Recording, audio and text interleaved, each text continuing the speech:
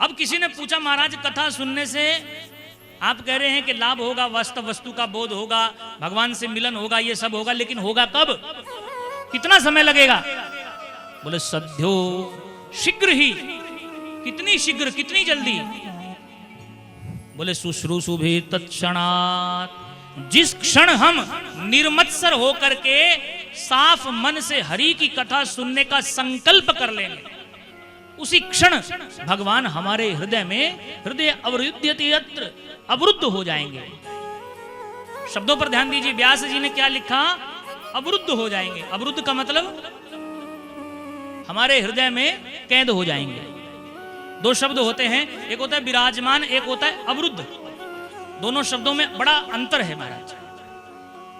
विराजमान का अर्थ क्या होता है? जैसे जेल खाने में जो कैदी जेल के अंदर होते हैं वो होते हैं अवरुद्ध, और उसी जेल खाने में जो जेलर होता है वो जेलर होता है विराजमान। माने विराजमान का अर्थ यह होता है कि अपनी मर्जी से जब चाहे जावे, जब चाहे आवे, विराजमान है। अब आप सब लोग यहाँ बैठ करके कथा सुन रहे हो तो आप सभी विराजमान हो, आपकी मर्जी है, आप जब चाहें चले जाएं, जब चाहें बैठ जाएं। कोई आपके पैर में रस्सी तो बांध के नहीं रखी हुई है कि आप उठ नहीं सकते।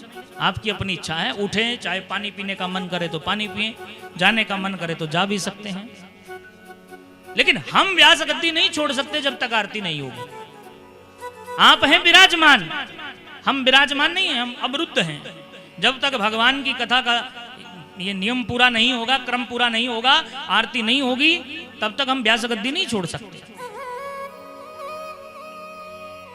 तो अवरुद्ध होने का मतलब क्या होता है? बोले आते तो अपनी मर्जी से हैं पर जाते अपनी मर्जी से नहीं है। व्यास जी कह रहे हैं कि भगवान की कथा निर्मत्सर होकर के सुनोगे तो परमात्मा शीघ्र ही हमारे हृदय में अवरुद्ध हो जाएंगे, कैद हो जाएंगे। कितनी शीघ्र होंगे? बोले शुश्रूषु तत्क्षणात्, सुनते ही संकल्प मात्र भी कर लिया ना कि हम पूरे मन से निर्मत्सर होकर के पूरे भाव से, पूरे प्रेम से, पूरी श्रद्धा से भगवान की कथा सुनेंगे तो उसी क्षण परमात्मा हमारे हृदय में अवरुद्ध हो जाएंगे। और भगवान जब हृदय में अवरुद्ध हो जाएंगे तो महाराज फिर क्या बचा? इसलिए निर्मत्सर होकर के कथा सुनिए, मन से सब भावों को निकाल दीजिए। मन में एक ही भाव होना चाहिए कि परमात्मा कैसे मिले।